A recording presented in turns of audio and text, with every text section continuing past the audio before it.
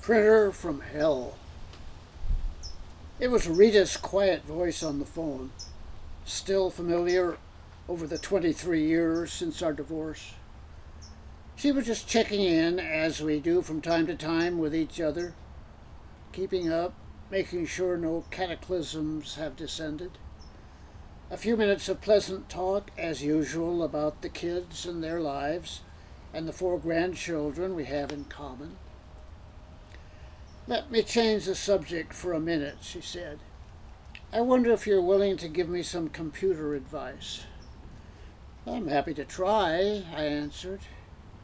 "Well," she continued, "this is really weird. A noise woke me up the other night, and I found that my Hewlett-Packard printer was operating, even though the computer was turned off. I got up to investigate and saw that it was turning out multiple color copies of a Hewlett-Packard advertising flyer. I had to turn the printer off to make it quit. Then I went back to bed. Next day I finished up a story I was writing for my newspaper column, hit the print button, and went into the kitchen to heat up the coffee. When I came back, I found that the printer, instead of doing my story, was churning out that same damned Hewlett-Packard flyer. 9 more copies before I got it turned off.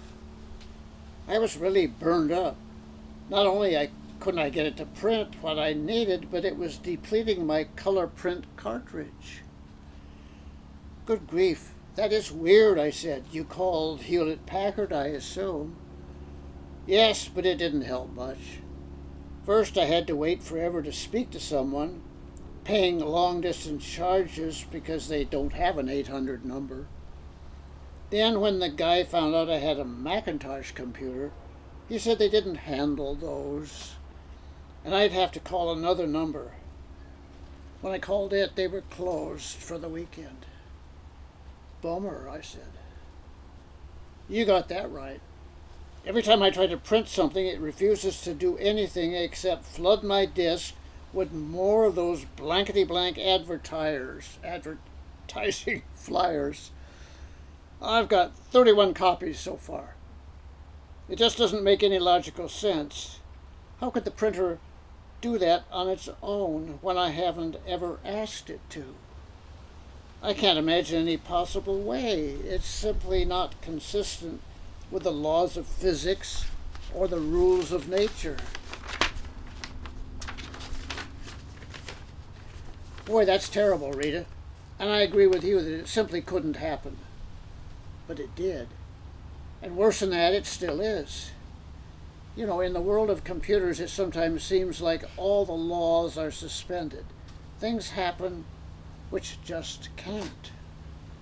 Come on now, Ted, have you heard of anything that equals my problem?" "Well, as a matter of fact, I have. You'd heard of viruses which can get into your computer by way of email, and once in there they can run amok, cause all kinds of damage, including destroying your entire hard drive?" "Yes, I've heard about such stuff. I guess, weird as it seems, it actually does happen. Has that ever happened to anyone you know?" "Worse than that even, Rita. A friend of mine recently told me about what happened to her girlfriend. It seems the girlfriend met some Hungarian guy on the internet. They corresponded for a couple of months, and things were beginning to get pretty hot. They were starting to make plans to actually meet one another face to face. When she found out she was pregnant.